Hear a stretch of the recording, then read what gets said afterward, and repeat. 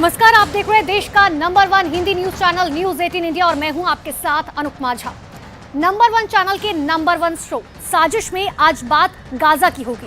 Gaza के युद्ध में भले हमास को हराने के दावे किए जाए, लेकिन जिस तरह से मुस्लिम मुल्क अब हमास का साथ देने के लिए एकजुट हो रहे हैं, उससे इजराइल में हड़कंप मच गया है। ईरान के साथ साथ सऊदी अरब भी गाजा में बेतहाशा मौतों को देखने के बाद अब युद्ध करने का मन बनाने लगा है। यानी कि समझिए, सऊदी अरब और ईरान अब एक साथ आ गए हैं।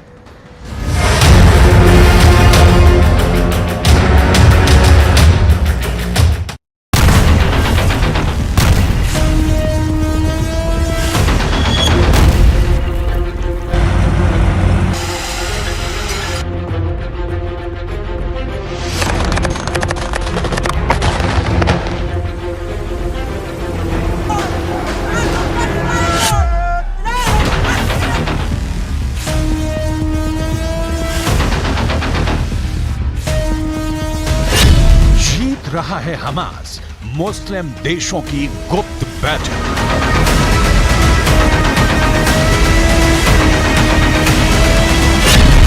हमास को मरते हुए नहीं देख सकते हैं।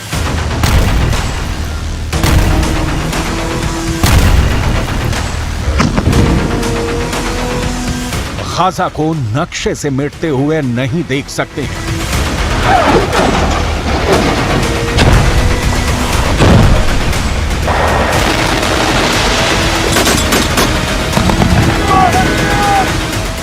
आंखें बंद करके फिलिस्तीनियों का नरसंहार नहीं देख सकते हैं।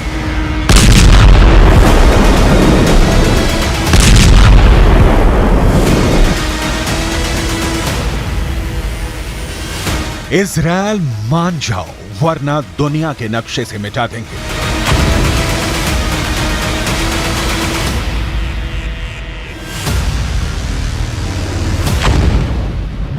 ये धमकी, ये चेतावनी ईरान के साथ साथ अब तमाम मुस्लिम देश इजराइल को देने लगे हैं। जंग के 1 महीने बाद 57 मुस्लिम देशों का गुस्सा 7वें आसमान पर पहुंच चुका है।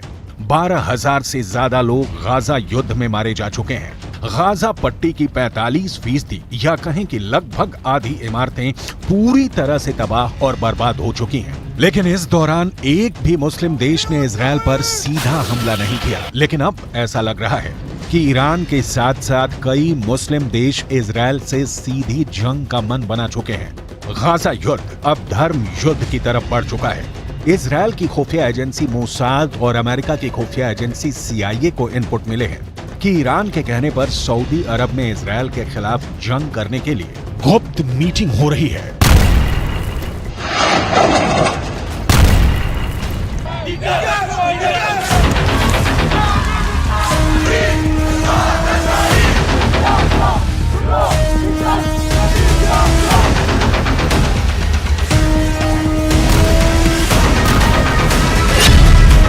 ईरान सऊदी अरब की कसम, बदल देंगे इजराइल का नक्शा। ईरान, सऊदी अरब, सीरिया, जॉर्डन, कम से कम ये 5 मुस्लिम देश इजराइल पर मिलकर कभी भी हमला कर सकते हैं। अगर ईरान की बात करें तो उसकी सेना में माहिर लड़ाके, लंबी दूरी की घातक मिसाइल, रॉकेट के बेहद घातक और खतरनाक वेरिएंट मौजूद हैं। यहाँ तक कि ईरान के पास अराश 2, मोहाजिर 10 और शाहिद सीरीज के ऐसे आत्मघाती ड्रोन हैं जो इजरायली सेना पर बहुत भारी पड़ जाएंगे।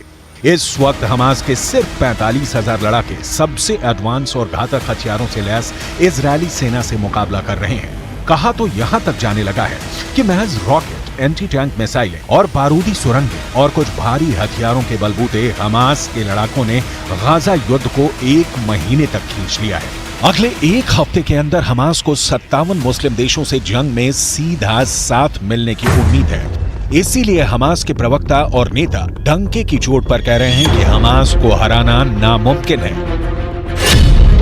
इजराइल पर हमले को तैयार 57 मुस्लिम देश। गाजा में इजरायली हमलों के खिलाफ मुस्लिम देश एकजुट हो रहे हैं। हम आपको बता दें कि सऊदी अरब की राजधानी रियाद में गाजा के मुद्दे पर इस्लामिक सहयोग संगठन यानी OIC में बैठक हो रही है और इस बैठक में ईरान के राष्ट्रपति भी सऊदी अरब में बड़ा प्लान बना रहे हैं। ईरान की मीडिया के अनुसार राष्ट्रपति इब्राहिम रईसी रियाद में गाजा युद्ध को लेकर फाइनल मीटिंग कर रहे हैं। ओआईसी की बैठक में गाजा संकट पर चर्चा हुई है और ओआईसी की इस बैठक को लेकर ईरान कितना गंभीर है, इसका अंदाजा इसी बात से लगाया जा सकता है कि ईरान ने अपने विशेषज्ञों की एक टीम रियाद पहले ही भेज दी थी। सऊदी अरब में ईरान के राजदूत अली रेजा इनायती ने ओआईसी की इस बैठक को खास बताया और कहा कि यह बैठक विभिन्न इस्लामिक देशों द्वारा सुझाए गए प्रस्तावों के आधार पर गाजा युद्ध में इजरायल के खिलाफ एक्शन लेगी।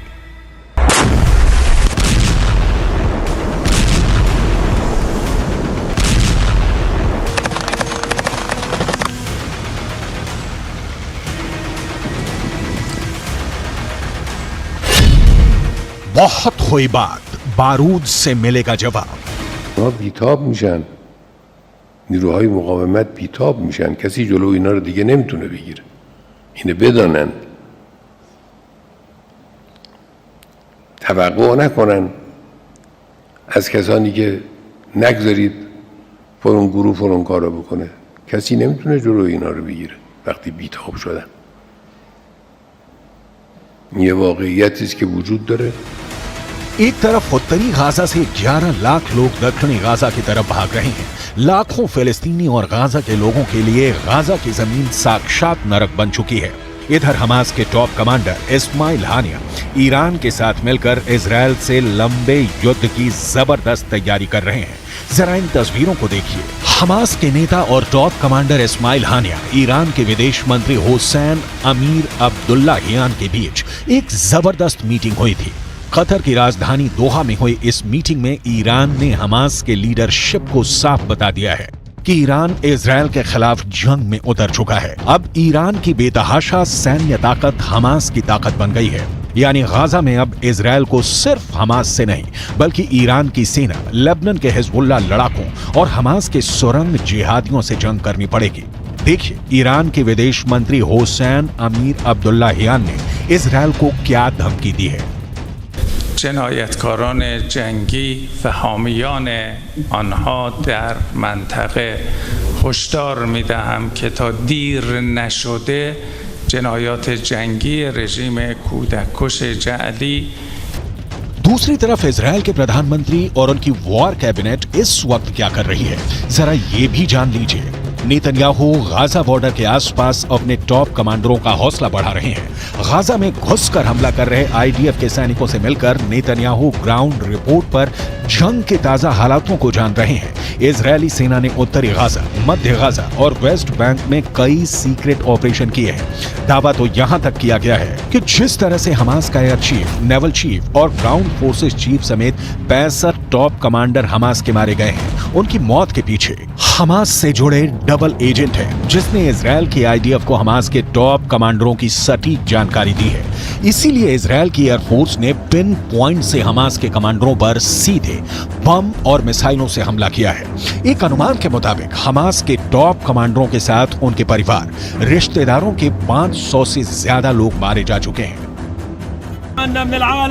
أن يقف معنا، لا نريد سلاح ولا نريد طعام، نريد دواء، نريد لمصابينا، نريد أن نسمع أبنائنا، نريد أن اللجان يقفوا معنا. أين الدول العربية؟ أين المسلمين؟ كلنا مع الفاضي. احنا بنطالب بس بدنا دواء، بدنا دواء، بدنا أطباء، بدنا ندفن أولادنا، مش قادرين نجيبهم. بيت حنون دمرت، بيت لاهيا دمرت بالكامل. الضحايا والشهداء بالماء. كيف نقلتوهم حاج؟ كيف نقلتوهم؟ تساعدونا، لا نريد أكل ولا نريد سلاح. इजरायल के रक्षा मंत्री यो गैलेंट, इजरायली सेना के chief of defence staff Herzi Halevi, IDF के ब्रिगेडियर जनरल इत्ज़ेक कोहेन का साफ कहना है कि हमास को गाजा पट्टी में अब दोबारा कभी नहीं घुसने देंगे और न ही अब गाजा में कभी भी हमास का एक भी लड़ाका या नेता जिंदा बच पाएगा। इजरायली सेना की स्पेशल फोर्स इस वक्त गाजा सिटी के बेहद अंदर घुसकर ऑपरेशन चला रही है। इजरायली सेना के टॉप कमांडर्स की मीटिंग में एक ही बात पर खास जोर दिया जा रहा है कि हमास की भीषण तबाही और इजरायली सैनिकों को हमास के जानलेवा हमलों से बचाना है। यही वजह है कि इजरायली जमीनी सेना से खुफिया इनपुट लेकर उत्तरी गाजा, दक्षिणी गाजा और वेस्ट बैंक में चुन चुन कर भीषण हवाई हमले कर रहे हैं।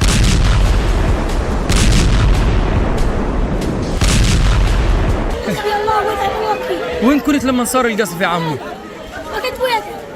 الا صارت 3 دبات بقيت شوفها صارت الخط اول سنه وشفت واحد بيتهيأ والله شفت واحد بيتهيأ حرام يا عم قول لهم حرام وين بدنا نروح وين بدنا نيجي قول لهم حرام صار المكان هين صار खबर तो यहां तक आ रही है कि ईरान के इशारे पर लेबनान के हिजबुल्लाह ने इजरायली सेना से सीधी जंग के लिए गाजा पट्टी को फाइनल वॉर जोन बना दिया है।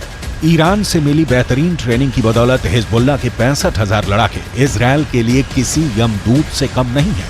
अगर हमास, हिजबुल्लाह और दूसरे जिहादी गुटों के लड़ाकों को जोड़ दिया जाए तो इस वक्त 2,56,000 से ज्यादा खूंखार लड़ाके गाजा, इस्लाम और जिहाद के नाम पर इजरायलियों को गाजर मूली की तरह काटने पर उतारू हो चुके हैं। इसके अलावा हिजबुल्लाह के पास 45,000 ऐसे लड़ाके हैं जो अमेरिका और रूस की स्पेशल फोर्स के सैनिकों की तरह जंग करने में माहिर हैं। हिजबुल्लाह चीफ हसन नसरुल्लाह यहां तक दावा करते हैं कि उनके पास 1,50,000 से ज्यादा मिसाइलें हैं जो इजरायल को मिडिल ईस्ट के नक्शे से मिटा देंगी। लेकिन सवाल उठता है कि जिस तरह से इजरायल ने अब गाजा पर हमले शुरू किए हैं, क्या ऐसे हालात में हमास समर्थक मुस्लिम देश इजरायल को रोक पाएंगे? يا عمي هنا كنا قاعدين امنين في بيوتنا والامور طيبه، ما لقينا الا برميل متفجر، هذا مش صاروخ طبيعي، هذا اشي مش طبيعي، اول مره نسمعه. حي كامل زي ما انت شايف عندك كله راح، ناس امنين صغار ماتت، كلهم اطفال طلعناهم، نساء ماتت، هم هذول هدفهم। एक महीने से ज्यादा की जंग के बाद पता चला है कि उत्तरी गाजा से 70% फिलिस्तीनी और हमास समर्थक भाग चुके हैं। उत्तरी गाजा से दक्षिणी गाजा के बीच लगभग 14 किलोमीटर का फासला है। दक्षिणी गाजा से लगभग उत्तरी गाजा से 7 से 8 लाख लोग पहुंच चुके हैं, जबकि उत्तरी गाजा में फंसे 1.5 से 2 लाख लोगों को हमास के लड़ाकों ने मानव ढाल बना रखा है। जनाजों का तांता हथियारों के साथ हमास के लड़ाकों की लड़ने की क्षमता साफ दिखा रही है कि जंग अभी खत्म नहीं होगी, बल्कि अभी जंग में बहुत से खिलाड़ी खून की होली खेलने का प्लान बना चुके हैं।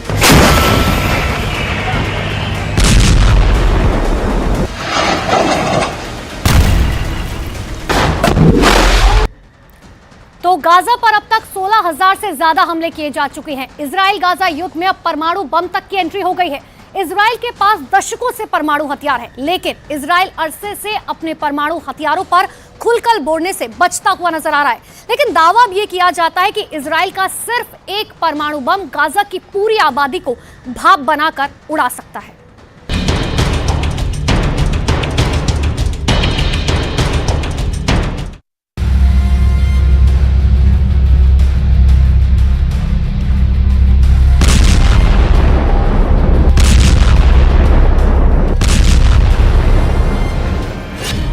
परमाणु हमले का विकल्प नंबर 1।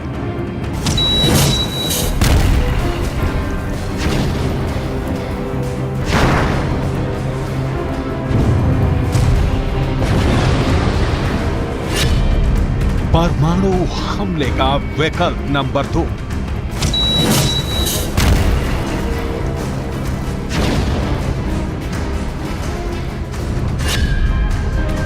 परमाणु हमले का विकल्प नंबर 3।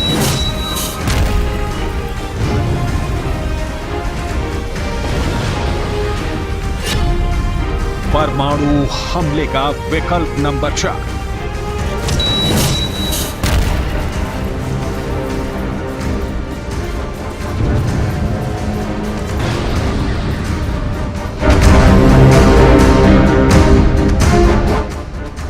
गाजा में परमाणु हमले के इस चारों विकल्प में से किसी एक विकल्प का इस्तेमाल अगर इजरायल ने किया तो वो होगा जिसे देखकर पूरी दुनिया दहल जाएगी।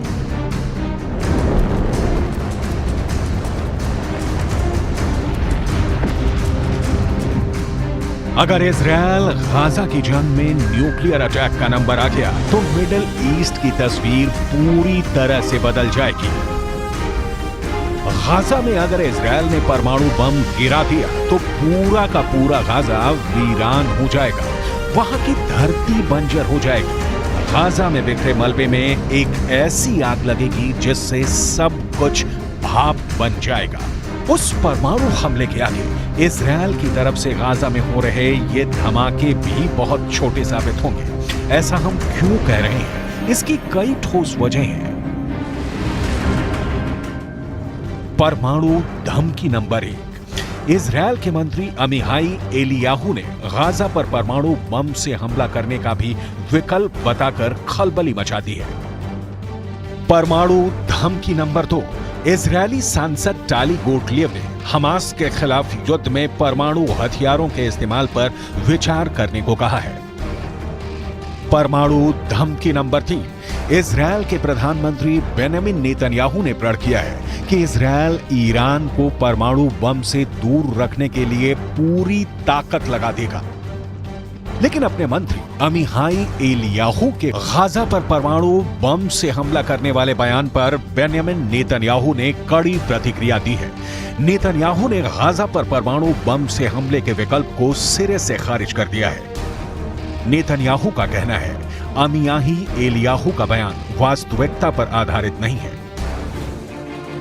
मशहूर वेबसाइट इजरायल 365 के मुताबिक इजरायल ने परमाणु हथियारों को लेकर 1948 से ही एक पॉलिसी बना रखी है। उसी पॉलिसी को अमल में लाकर इजरायल ने दुनिया के सामने ना तो परमाणु हथियार होने की बात कबूली है और ना ही इससे इनकार किया है।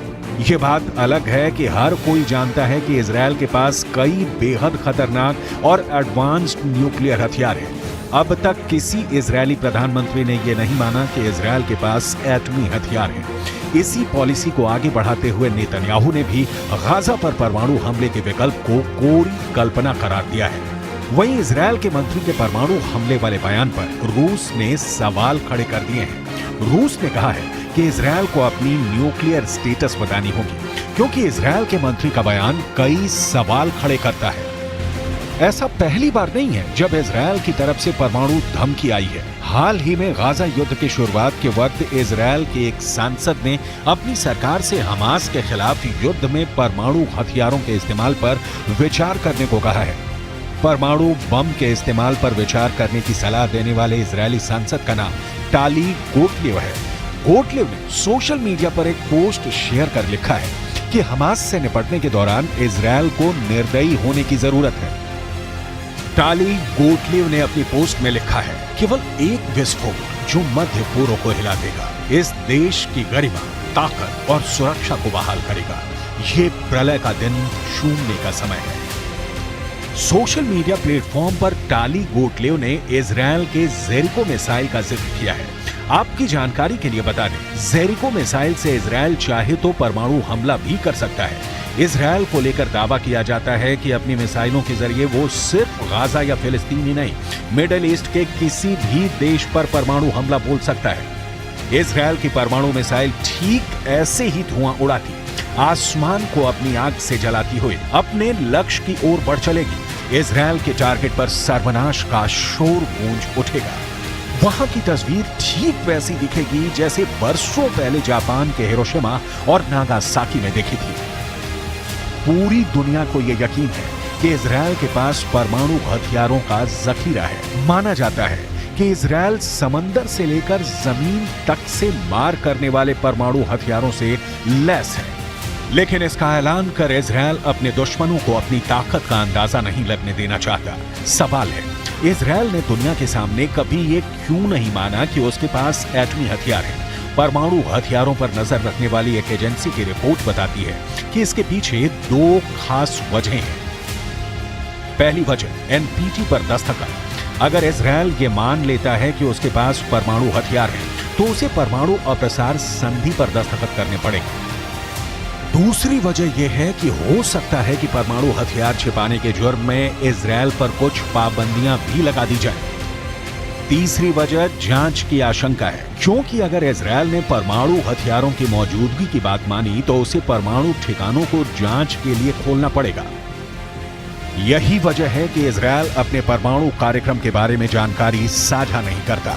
ऐसे में उसके पास कितने हथियार हैं, इसका आकलन लगाना मुश्किल है। लेकिन दुनिया भर के परमाणु हथियारों पर नजर रखने वाली संस्था Stockholm International Peace Research Institute की एक रिपोर्ट के मुताबिक इजरायल के पास करीब 90 परमाणु हथियारों का जखीरा है। इनमें से 30 ग्रेविटी बम हैं, जिन्हें लड़ाकू विमानों के जरिए निशाने पर गिराया जा सकता है। 50 परमाणु बम जेरिको बैलिस्टिक मिसाइल पर लगाए जा सकने वाले बम हैं। दावे के मुताबिक इजरायल 6 डॉल्फिन क्लास की पनडुब्बियों से भी परमाणु हमला बोल सकता है। माना जाता है कि ये बम यरूशलेम के नजदीक एक सैन्य अड्डे की गुफाओं में मोबाइल लॉन्चर्स के साथ रखे गए हैं। हम आपको इजरायल के सभी परमाणु ठिकानों की सटीक लोकेशन बताने जा रहे हैं, लेकिन उससे पहले इजरायल के न्यूक्लियर पावर से जुड़े रहस्य को जान लीजिए। FSA यानी फेडरेशन ऑफ अमेरिकन साइंटिस्ट के मुताबिक इजरायल के पास करीब 980 किलोग्राम प्लूटोनियम का भंडार है, जिससे वो 170 से 278 परमाणु बम बना सकता है। रही बात गाजा पर परमाणु अटैक, तो अगर परमाणु हमला करना ही हुआ तो इजरायल इसे अपने बड़े परमाणु बमों के बजाय छोटे परमाणु बमों से अंजाम देगा, जिसे हथियारों की भाषा में टैक्टिकल न्यूक्लियर वेपन कहा जाता है। Tactical nuclear bomb strategic nuclear bomb से छोटा होता है। इसका वजन 1 से 100 किलोटन का हो सकता है। इसमें छोटे परमाणु वॉरहेड लगे होते हैं। असर की बात करें तो धमाके के बाद 350 मीटर प्रति सेकंड की रफ्तार से शॉक वेव बनता है। विस्फोट के बाद फैलने वाला रेडियो एक्टिव रेडिएशन भी बहुत सीमित होता है, लेकिन नुकसान बहुत अधिक होता है। टैक्टिकल न्यूक्लियर बम की रेंज की बात करें तो जब ये फटता है तो 200 मीटर तक आग का गोला बन जाता है। इसके फटते ही 1.6 किलोमीटर तक की हर चीज जल जाएगी। इसे जेट, युद्धपोत, पनडुब्बी, क्रूज मिसाइल से फायर कर सकते हैं। इसे तोप के गोले की तरह भी फायर किया जा सकता है। पूरी दुनिया जानती है इजरायल अपनी धरती से परमाणु हमला कर सकता है। आसमान के रास्ते इजरायल के न्यूक्लियर बॉम्बर परमाणु बम गिरा सकते हैं। समंदर में मौजूद युद्धपोत से परमाणु मिसाइल दागकर कहर बरपा सकता है। समंदर के अंदर मौजूद पनडुब्बी से इजरायल न्यूक्लियर अटैक कर सकता है। इजरायल के परमाणु शस्त्रागार के बारे में दुनिया जितना जानना चाहती है, इजरायल उसे उतना ही छिपाता रहता है। दुनिया भर के खुफिया एजेंसियों की नजर इजरायल के परमाणु ठिकानों पर रहती है, लेकिन इजरायल है जो अपने परमाणु तहखानों का पता 7 तालों में बंद रखता है। इजरायल हर ओर दुश्मनों से घिरा हुआ है, फिर भी किसी की हिम्मत नहीं है कि उससे सीधा पंगा ले सके। इसके पीछे इजरायल की ताकतवर सेना है, इजरायल के घातक हथियार है, इजरायल के रहस्यमयी परमाणु हथियार है। खुफिया रिपोर्ट बताती है कि इजरायल 1950 से गुप्त रूप से परमाणु हथियार बनाने में लगा था, दुनिया से छिपकर परमाणु बम बनाने में लगा था। 29 साल के बाद उसे तब कामयाबी मिली जब 22 सितंबर 1979 को रहस्यमयी परमाणु परीक्षण किया। 22 सितंबर 1979 इजरायल रहस्यमयी परमाणु परीक्षण। दावा तो यह भी किया जाता है कि इजरायल में परमाणु मिसाइलों के लिए ऐसे साइलो बने हुए हैं जहां परमाणु मिसाइलों को लगाया गया है। इन साइलों की गहराई करीब 170 फीट है। साइलों का भूमिगत परिसर 3 हिस्सों में बटा है। पहले हिस्से में मुख्य साइलो है जो मिसाइल का लॉन्च पैड है। यहीं परमाणु बम से लैस मिसाइलें भी रखी जाएंगी। दूसरा हिस्सा मास्टर कंट्रोल रूम होता है जहां मिसाइल लॉन्च का बटन होगा। तीसरे हिस्से में मिसाइल सेंटर में काम करने वालों के क्वार्टर बने हैं। इसमें पानी, बिजली और सीवेज सिस्टम है। पूरे भूमिगत परिसर को परमाणु हमले का सामना करने के लिए भी डिजाइन किया गया है। पूरी दुनिया मानती है कि इजरायल जो ठान लेता है वो करके रहता है। इस बार इजरायल ने हमास का सर्वनाश करने की ठानी है। हमास के खात्मे के बाद इजरायल का असल गाजा प्लान क्या है, इस पर इजरायल ने ठीक वैसे ही पर्दा डाल रखा है जैसे इजरायल के रेगिस्तान में उसके परमाणु ठिकानों की कई खुफिया कहानी दबी हुई है। इन्हीं कहानियों में इजरायल के परमाणु ठिकानों की लोकेशन की भी जानकारी मिलती है। पहले ठिकाने का नाम है नेगेव परमाणु अनुसंधान केंद्र, डिमोना। यहां इजरायल के परमाणु हथियारों का बुनियादी ढांचा मौजूद है। दूसरा ठिकाना इजरायल के इलाबुन में है। दावा है कि इलाबुन में इजरायल ने टैक्टिकल परमाणु बमों और बारूदी सुरंगों का जखीरा जमा कर रखा है। तीसरा ठिकाना इजरायल ने कफर ज़ेखारिया में बना रखा है। कफर ज़ेखारिया को इजरायल का सीक्रेट न्यूक्लियर मिसाइल बेस कहा जाता है, जहां इजरायल ने मिसाइलों में लगने वाले परमाणु बमों को जमा कर रखा है। चौथा ठिकाना नाहल सोरेक में है। फेडरेशन ऑफ अमेरिकन साइंटिस्ट के मुताबिक यहां इजरायल ने अपना न्यूक्लियर लैब बना रखी है। पांचवा ठिकाना योडेफेट में है। ये इजराइल का बहुत ही सीक्रेट न्यूक्लियर ठिकाना है। दावे के मुताबिक यहाँ परमाणु बमों की असेंबलिंग होती है। छठा ठिकाना तिरोश में है, जहां इजराइल ने अपना सबसे बड़ा परमाणु गोदाम बना रखा है। दावे के मुताबिक यहां इजराइल ने अपने बड़े परमाणु हथियार छिपा रखे हैं। सातवां और सबसे अहम ठिकाना रफाएल में है, जहां परमाणु हथियारों के अलग अलग पार्ट को जोड़कर विध्वंसक परमाणु बम बनाया जा सकता है। 78 साल पहले हिरोशिमा में 15 किलोटन का एटम बम फटा था। विस्फोट की जगह पर सघन बादल बन गए थे। वहीं नागासाकी में गिराए गए बम की ताकत 23,000 टन TNT थी, जिसके चलते उनका मशरूम क्लाउड 28,000 फीट यानी 8.5 किलोमीटर ऊंचा बना था। तकरीबन दुनिया की सबसे ऊंची चोटी माउंट एवरेस्ट के बराबर। माउंट एवरेस्ट की ऊंचाई 29,000 फीट यानी 8.8 किलोमीटर है। युद्ध में परमाणु बम का इस्तेमाल सिर्फ एक बार दूसरे विश्व युद्ध के दौरान जापान के खिलाफ हुआ था। हिरोशिमा और नागासाकी पर परमाणु हमलों के बाद जापान घुटनों पर आ गया था और दूसरा विश्व युद्ध समाप्त हो गया था। ऐसे में अगर इजराइल गाजा पर अपने छोटे परमाणु बमों से हमला कर दे तो गाजा का नक्शा ही बदल जाएगा। लेकिन गाजा पर परमाणु हमला करने के बाद रेडिएशन की रेंज में खुद इजराइल भी आ सकता है। ऐसे में गाजा पर परमाणु हमला करने की आशंका बहुत ही कम है।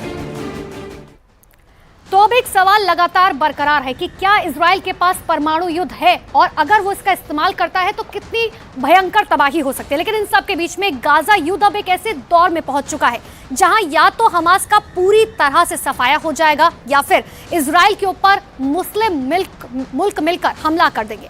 अभी समझिए हालात ऐसे हो चुके हैं कि लगभग 900 घंटे के युद्ध में हजारों लोग मारे जा चुके हैं और इजराइल अब 10,000 घंटे और युद्ध लड़ने के लिए तैयार है।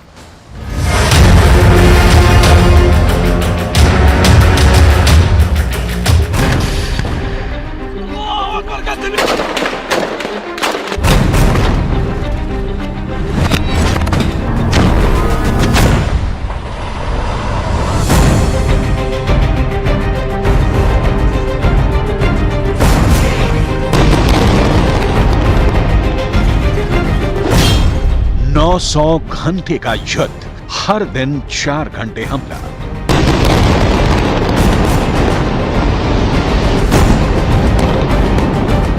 सात अक्टूबर के बाद से गाजा का उत्तरी इलाका 60% से ज्यादा बर्बाद हो चुका है।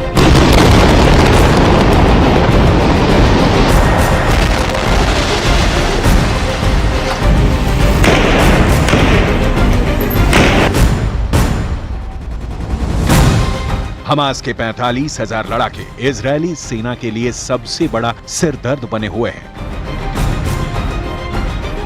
वहीं हमास के चीफ इस्माइल हानिया कतर में बैठकर इजरायल की तबाही और बर्बादी का ख्वाब देख रहे हैं। इधर नेतन्याहू की युद्ध सरकार पूरे गाजा को इस तरह से साफ कर रही है ताकि आने वाले फिलिस्तीन की 10 पीढ़ियां भूल कर भी हमास जैसा हमला करने की जरूरत न कर पाए।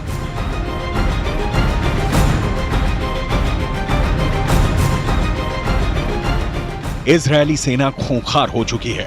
अब तक 900 घंटे का युद्ध गाजा में हो चुका है। हर दिन 4 घंटे लगातार इजरायली सेना गाजा, वेस्ट बैंक और लेबनान बॉर्डर पर हमले कर रही है।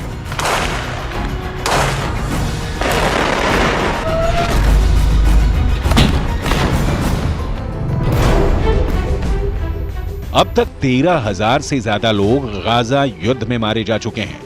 अब ऐसे हालात में सवाल उठता है कि हमास हार कब मानेगा और इजरायल गाजा में बड़ी जीत का ऐलान कब करेगा। इस पर सबकी निगाहें लगी हुई हैं। लेकिन इस बीच इजरायल की खुफिया एजेंसी मोसाद और शिन बेत को खबर मिली है कि हमास 7 अक्टूबर जैसा एक और हमला करने का प्लान बना रहा है। लेकिन इस बार हमास के साथ हिजबुल्लाह के हथियार और लड़ाके इजरायल को गहरे जख्म देने की तैयारी कर चुके हैं।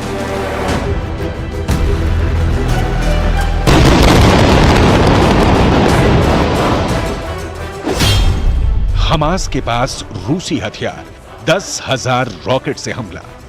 ईरान, तुर्की, जॉर्डन, सीरिया, लेबनान और मिस्र किसी भी कीमत पर हमास की हार को स्वीकार नहीं करना चाहते हैं। हिजबुल्लाह का चीफ चीख चीख कर दावे कर रहा है कि हमास को हराना नामुमकिन है। ईरान के राष्ट्रपति इब्राहिम रईसी ने ऐलान कर दिया है कि इजरायल गाजा युद्ध कभी नहीं जीत पाएगा। आखिर ये मुस्लिम मुल्क किस दम पर दावा कर रहे हैं कि इजरायल गाजा युद्ध नहीं जीत पाएगा? अमेरिका की खुफिया एजेंसी CIA, इजरायल की खुफिया एजेंसी मोसाद और शिन बेत को कुछ ऐसे खुफिया इनपुट मिले हैं जिसकी वजह से इजरायली सेना के सामने बहुत बड़ी चुनौती बन चुकी है। इस वक्त हमास के 10 से 12 हजार लड़ाके उत्तरी गाजा में इजरायली पैदल सेना, टैंक, बख्तरबंद वाहन और बुलडोजर पर रॉकेट से भीषण अटैक कर रहे हैं।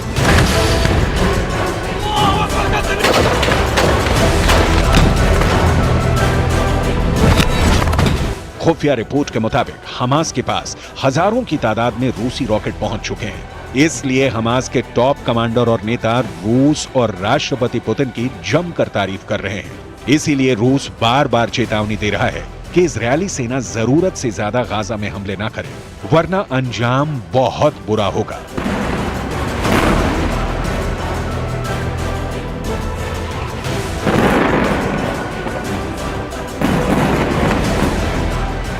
हम आपको अब ये बताने जा रहे हैं कि इस वक्त इजरायली सेना हमास के लड़ाकों और कमांडरों को मारने के लिए किस वॉर प्लान पर काम कर रही है।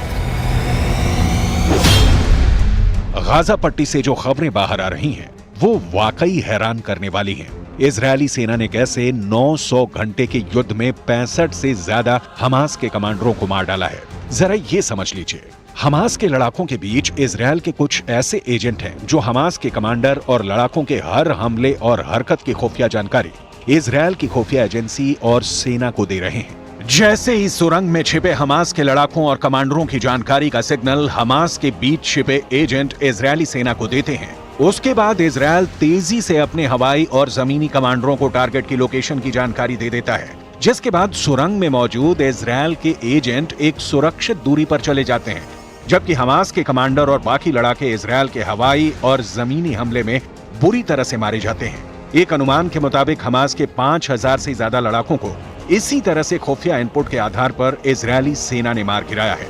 यहां तक कि 65 से ज्यादा हमास कमांडर इसी तरीके से इजरायल ने मार डाले हैं।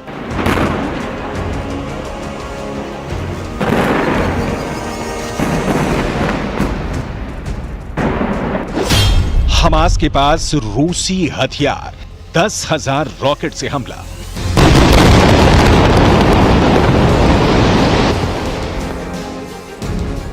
इजरायल भले ही हमास को भीषण नुकसान पहुंचाने का दावा करे, लेकिन लगता है कि इस बार इजरायली सेना, इजरायली खुफिया एजेंसी मोसाद और बिन शेख हमास की ताकत और वॉर प्लान को समझने में बुरी तरह से फेल हुए हैं। 27 अक्टूबर से शुरू हुए दूसरे चरण के इजरायली हमले में दावा किया जा रहा था कि इजरायली सेना एक हफ्ते के अंदर उत्तरी गाजा से हमास के लड़ाकों का सफाया कर देगी, लेकिन अभी तक इजरायली सेना सिर्फ 400 के करीब सुरंगों को तबाह कर पाई है।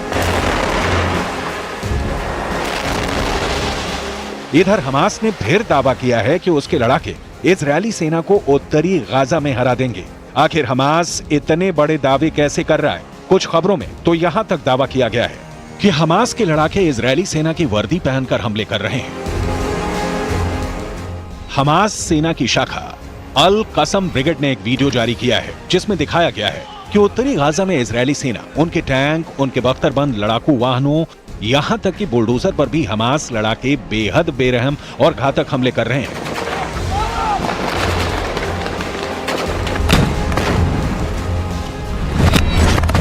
जरा आप हमास की तरफ से जारी किए गए इस 2 मिनट 44 सेकंड के वीडियो की एक एक तस्वीर को देखिए, जिसमें 50% तक तबाह हो चुके गाजा में हमास के लड़ाके चारों तरफ से हमले कर रहे हैं।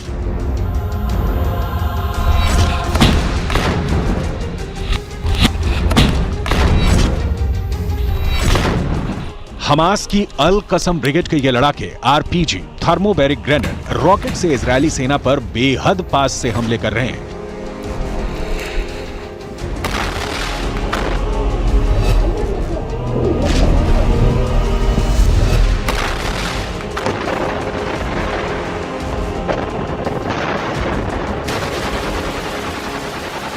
इजरायली सेना पर महज 100 से 150 मीटर दूरी से एंटी टैंक मिसाइलें और रॉकेट से हमले हो रहे हैं।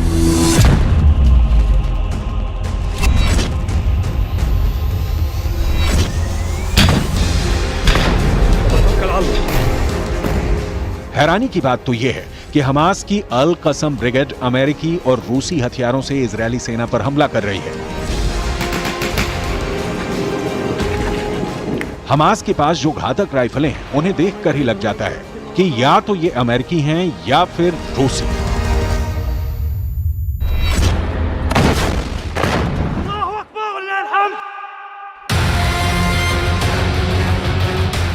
इस वीडियो में दिखाया गया है कि हमास के लड़ाके अचानक तबाह इमारतों से बाहर निकलकर आरपीजी फायर कर रहे हैं या फिर टैंकों पर सीधे रॉकेटों से हमले कर रहे हैं।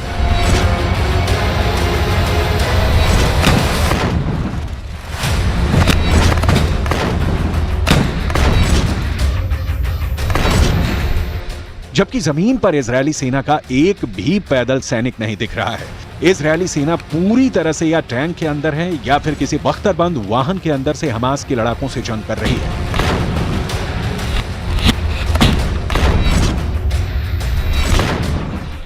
हमास के इस खुफिया युद्ध ने इजरायली सेना के पसीने छुड़ा दिए हैं।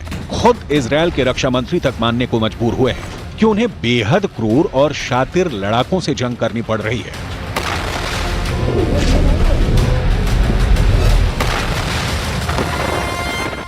עזה היא בסיס הטרור הגדול ביותר שבנה האדם אי פעם. כל העיר הזו היא בסיס טרור אחד גדול. מתחת לקרקע קילומטרים של מנהרות. הן מתחברות אל בתי חולים, אל בתי ספר, הן מחוברות ביניהם. יש בתוכם חדרי קשר, מחסני תחמושת, מקומות לינה, והכל על מנת לשמש בסיס של טרור שממנו ניתן לפגוע באזרחי מדינת ישראל ובחיילי צה"ל. गाजा में दफन होने लगी 1 लाख इमारतें।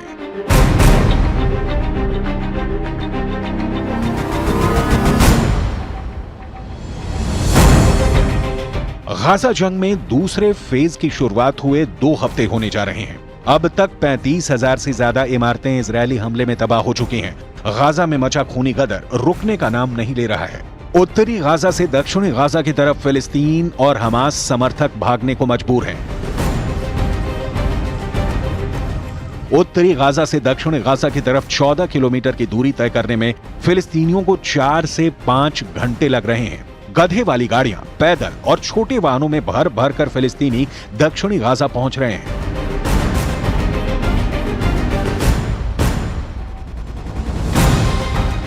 $900 घंटे का युद्ध, हर दिन 4 घंटे हमला। इधर इजरायली सेना गाजा में घुसकर हमले कर रही है। यही वजह है कि गाजा में इस वक्त 10 गुना मौतें होनी शुरू हो चुकी हैं। गाजा की तबाही देखकर 22 मुल्कों से बनी अरब लीग ने इजरायल को बहुत बुरे नतीजे भुगतने की चेतावनी दी है। वहीं दूसरी तरफ तुर्की के राष्ट्रपति एर्दोगन ने इस्तांबुल में एक प्रो फिलिस्तीन रैली के दौरान कहा था कि वो इजरायल को वॉर क्रिमिनल घोषित करने की तैयारी कर रहे हैं। एर्दोगन ने साफ कहा है कि गाजा में जो कुछ भी हो रहा है उसे देखते हुए हम दुनिया के सामने इजरायल को युद्ध अपराधी घोषित करेंगे।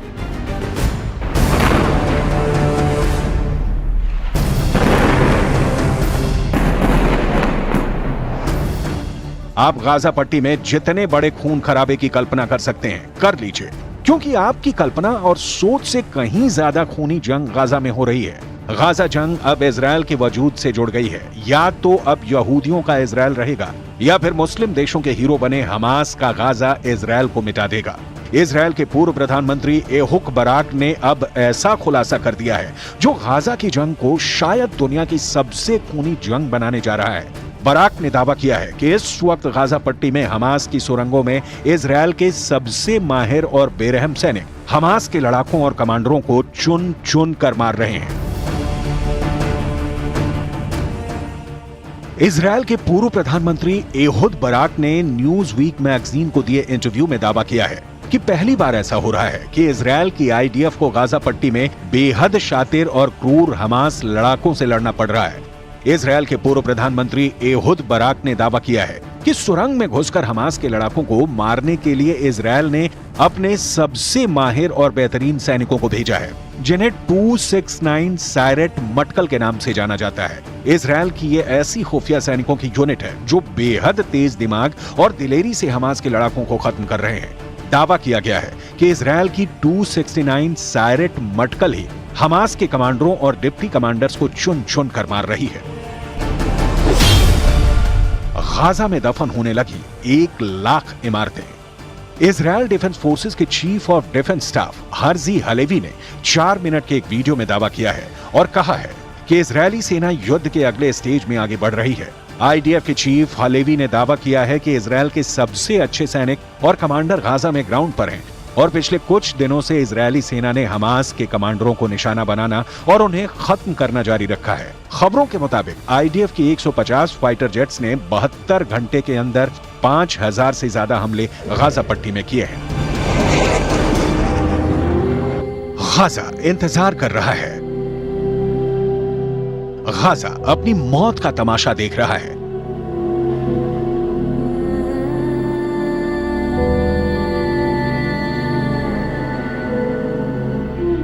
इजरायल और हमास के बीच जारी युद्ध में सब कुछ बड़ी तेजी से तबाह हो रहा है।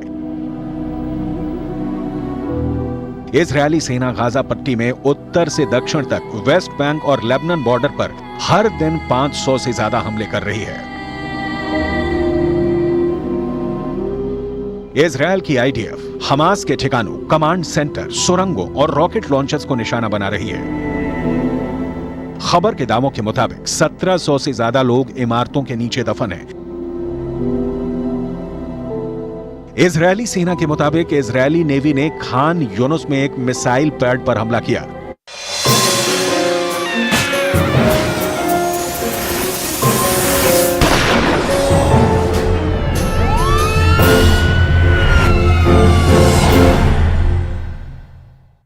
अब त्योहार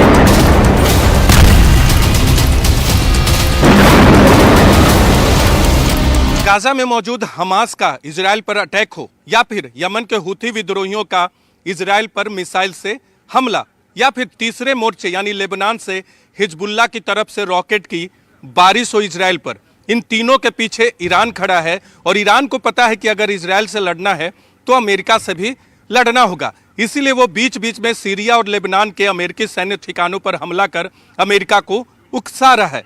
लेकिन अमेरिका की तरफ से जो रिएक्शन आ रहा है वो ईरान के होश उड़ाने वाला है।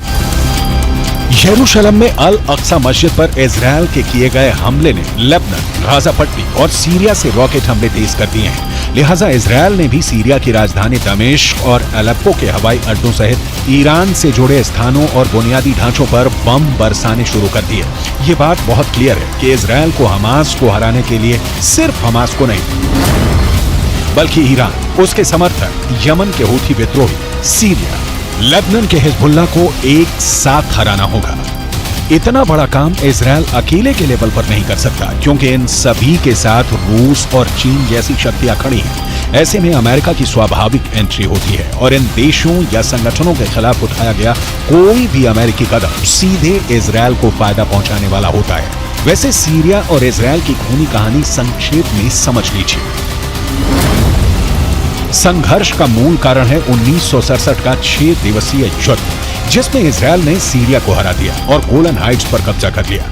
गोलन हाइट्स का उपजाऊ पठार इजरायल और सीरिया दोनों के लिए अहम है क्योंकि ये कमांडिंग सेंट पोजीशन भी है। 1973 में सीरियाई सेना ने योम किप्पुर युद्ध के दौरान इस क्षेत्र पर फिर से कब्जा करने का असफल प्रयास किया। अगले साल 1974 में एक युद्ध विराम समझौता हुआ। तब से गोलन हाइट्स का ज्यादातर हिस्सा इजरायल के नियंत्रण में है। सीरिया में ईरान समर्थकों को खाद्य पानी रूस से मिलता है। लेबनान के हिजबुल्लाह को रूस पंसीर डिफेंस सिस्टम दे रहा है। हिजबुल्लाह इस सिस्टम को हमास को दे सकता है। उस दशा में सोचिए इजरायल का क्या होगा। जाहिर है ऐसे हालात पैदा हों इसकी कोई भी आशंका अमेरिका अपने घातक प्रहार से नष्ट कर देना चाहता है।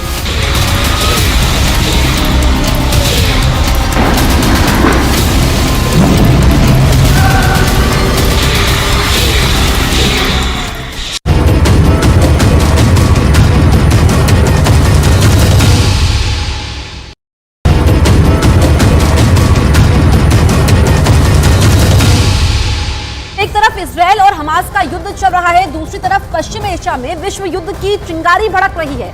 ईरान की मदद से इराक और सीरिया में अमेरिका के सैन्य ठिकानों पर लगातार हमले हो रहे हैं और अब अमेरिका ने भी जवाबी कार्रवाई की है।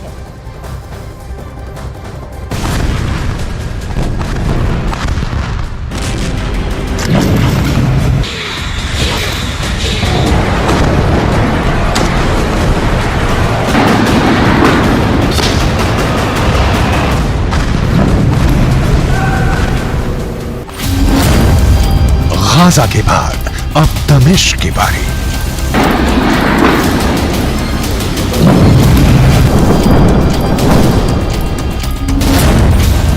बेरूत भी हो जाएगा नक्शे से साफ।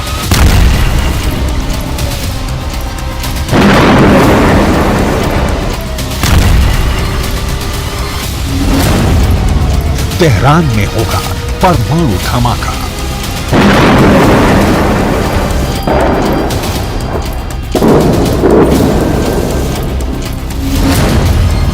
अमेरिका इजरायल की स्क्रिप्ट तैयार।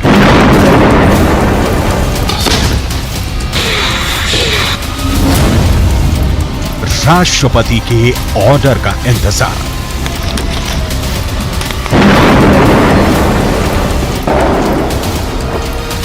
एक, दो, तीन, चार, 5, 6 उंगलियों पर नहीं गिने जाएंगे आप। अमेरिका ने सीरिया पर बमबारी की है। अमेरिका के 2 फाइटर जेट यानी लड़ाकू विमानों ने सीरिया में मौजूद ईरान के एक सैन्य ठिकाने पर गोले गिराए हैं। धमाके की आवाज तेहरान में बैठे राष्ट्रपति इब्राहिम रईसी के कानों में गूंज रही है। कहा जा रहा है कि अमेरिका ने सीरिया में जहां बम गिराए हैं वो ईरान से जुड़ा हथियार भंडारण केंद्र है।